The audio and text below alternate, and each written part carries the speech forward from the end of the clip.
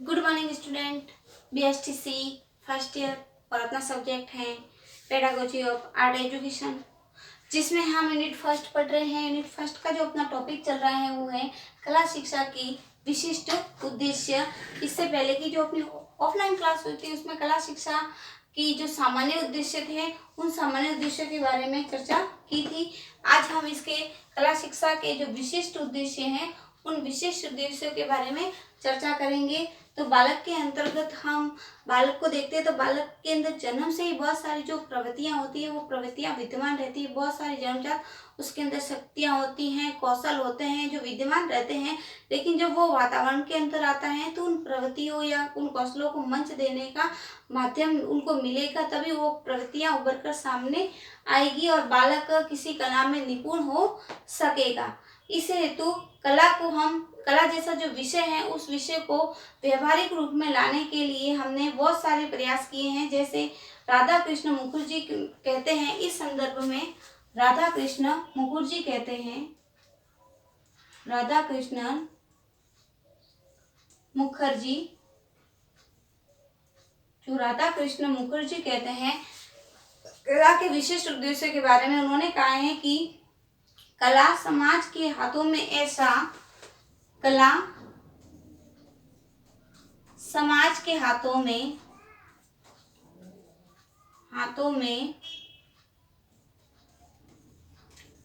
ऐसा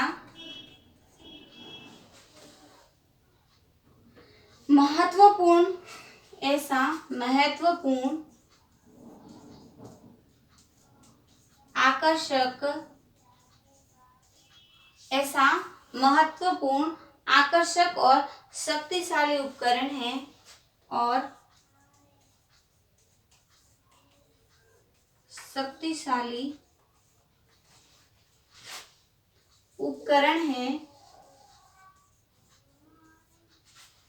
आकर्षक और शक्तिशाली उपकरण है जिसके द्वारा जीवन के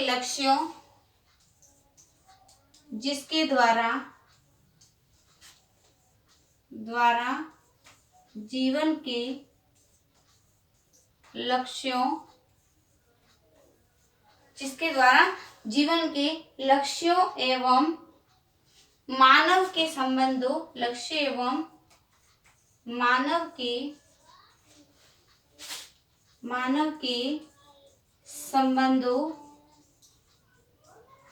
जीवन के लक्ष्य एवं मानव के संबंधों को यथोचित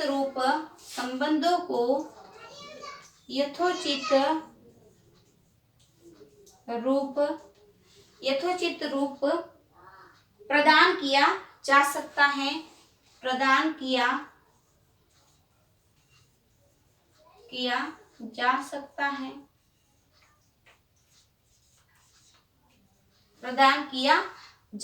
है तथा इन्हें नियमित किया जा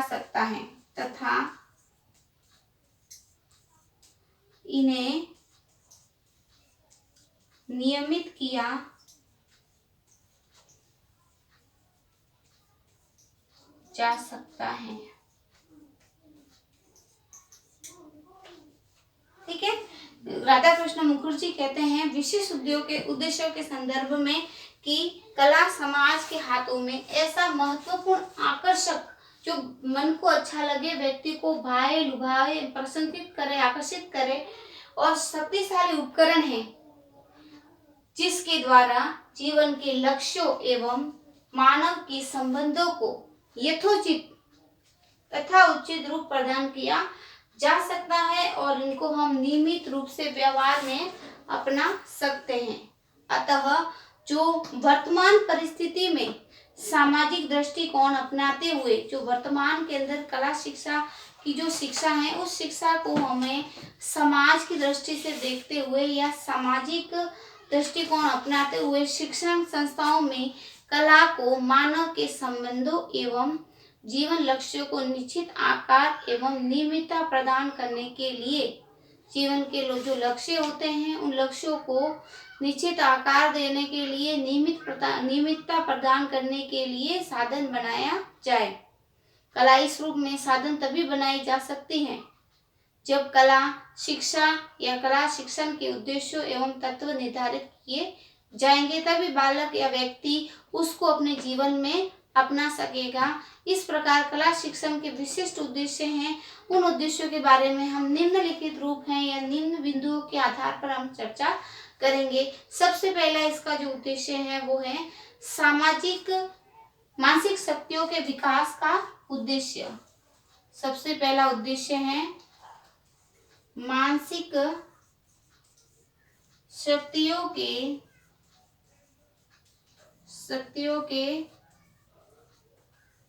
विकास का उद्देश्य। सबसे पहला उद्देश्य है मानसिक शक्तियों के विकास का उद्देश्य। इसके अंतर्गत हम देखते हैं कि बालक के कला शिक्षा द्वारा मानसिक शक्तियों के विकास के अंतर्गत उसके अंदर कल्पना शक्ति, उसके अंतर्गत हम कल्पना शक्ति, स्मृति शक्ति, एक बार देख लो, इसके अंतर्गत हम कल्पना शक्ति, स्मृति शक्ति, निरीक्षण शक्ति, स्वतंत्र चिंतन शक्ति, तुलनात्मक शक्ति, आत्म प्रकाशन शक्ति तथा आत्म निर्णय शक्ति जैसी महत्वपूर्ण शक्तियों को विकसित कर सकते हैं।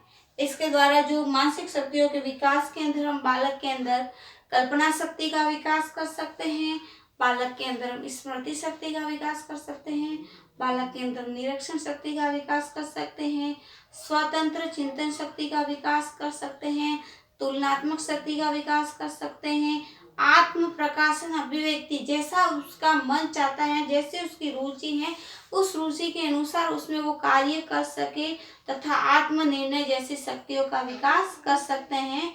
ललित कला का आधार ललित कलाएं कल्पनाएं भी होती हैं, उन्हें उपयोगी कला का रूप देकर उसकी सार्थकता को सिद्ध किया जा सकता है। दूसरा पॉइंट है बौद्धिक विकास का उद्देश्य। बौद्धिक विकास का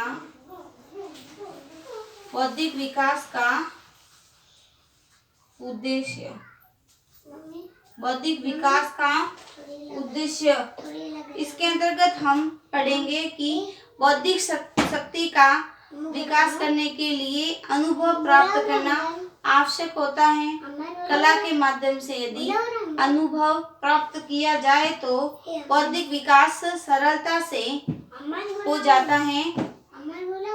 इसके माध्यम से कला के माध्यम से हम विभिन्न प्रकार की जो बौद्धिक शक्तियां हैं उन बौद्धिक शक्तियों का विकास हम कर सकते हैं और इस प्रकार हम बौद्धिक शक्ति का विकास कर सकते हैं, जिसके माध्यम से हम कला के माध्यम से यदि अनुभव प्राप्त किए जाएं तो बौद्धिक विकास सरलता से हो जाता है। लेकिन अनुभव स्वयं करके सीखने की आदत से प्राप्त होते हैं। लर्निंग बाय डूइंग यानी स्वयं करके सीखना, इसके द्वारा जो अनुभव है वो हमें अच्छी तरह से मिल जाएंगे। अतः कला शिक्षण द्वारा स्वयं करके सीखने की प्रवृत्ति उत्पन्न करनी चाहिए, जिससे छात्र के अनुभव बढ़े और छात्र का बौद्धिक विकास हो। कला स्वयं करके सीखने के लिए पर्याप्त अवसर प्रदान करती है, क्योंकि कला में जो व्यक्ति कार्य करेगा वो खुद उसको करेगा और अपने अनुभव को प्राप्त करेगा। थर्ड है शारीरिक विकास का उद्देश्य। शारीरिक विकास का उद्देश्य। शारीरिक विकास का उद्देश्य इससे जैसे खेल में बालक बहुत सारे जैसे विद्यालय के अंदर जो खेल गतिविधियां होती हैं, व्यायाम होते हैं, योगासन होते हैं, ये इसमें बालक रुचि के अनुसार भाग लेते हैं और अपना शारीरिक विकास भी करते हैं। कला के माध्यम से शिक्षा में श्रम के मूल्यों को आंकने की क्षमता छात्रों में विकसित की जा सकती है। इसके लिए श्रम युक्त क्रियात्मक कार्यों को कला के पाठ्यक्रम में सम्मिलित किया जाएगा। इसमें कला के साथ साथ शारीरिक विकास भी होता है, जैसे हम स्कूलों में पहले कार्यानुभव SUPW जैसे कैंपों का आयोजन भी करते थे। नेक्स्ट पॉइंट है चरित्र निर्माण का उद्देश्य। फोर्थ है चरित्र निर्माण का उद्देश्य, चरित्र निर्माण का उद्देश्य। इसके अंतर्गत एक विद्वान ने यह भी कहा है कि the purpose of art to pure of imagination, अर्थात कला का उद्देश्य हमारी भावनाओं को शुद्ध करना है। कला के द्वारा हम अपनी जो बुरी आदतें हैं उन आदतों को त्याग कर अच्छी आदतें अपना सकते हैं। कला के माध्यम से हम स्वतंत्र भाव प्रकाशन का अवसर मिलता है, जिसमें व्यक्ति होगा या कलाकार होगा वो अपनी स्वतंत्र रूप से अभिव्यक्ति करता है, बिना किसी बाहरी दबाव के द्वारा वो उसमें अपने मन के द्वारा कार्य करता है, उस पर किसी का भी दबाव नहीं चलता है। इससे कलाकार को अपनी कमियों का भी ज्ञान हो जाता है। अपनी चरित्रगत कमियों का ज्ञान होने पर कलाकार उन कमियों को सुधारने का प्रयास करता है, और जब कलाकार निरंतर इस तथ्य का ध्यान रखता हुआ अपनी कला का विकास करता है तो धीरे धीरे उसका चरित्र एवं दर्पण के समान हो जाएगा। जब जब वो कार्य करेगा तब तक उन कार्यों को खुद ही देखेगा और खुद ही परखेगा, खुद ही उसका मूल्यांकन करेगा, उस कमियों को दूर करने का प्रयास करेगा। इस प्रकार कला शिक्षा व्यक्ति के चरित्र निर्माण में अपूर्व सहयोग प्रदान करती हैं। इसके बहुत सारे जो बिंदु होते हैं, कुछ और बिंदु हैं, उनके बारे में हम कल की जो ऑनलाइन क्लास से उसमें चर्चा करेंगे।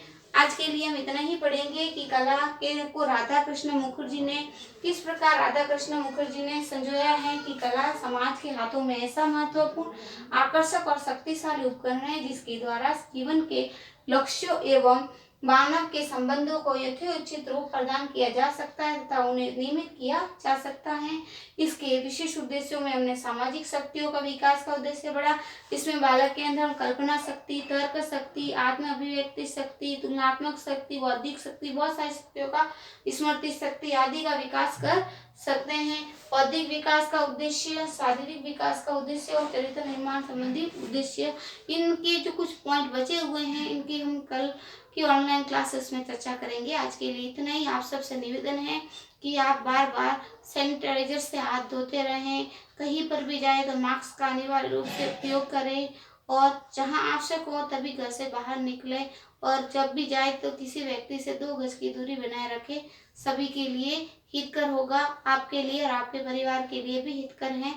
आपको यही आग्रह है कि आप हमेशा कोविड-19 के जो नियम हैं उनका पालन करते रहें। धन्यवाद।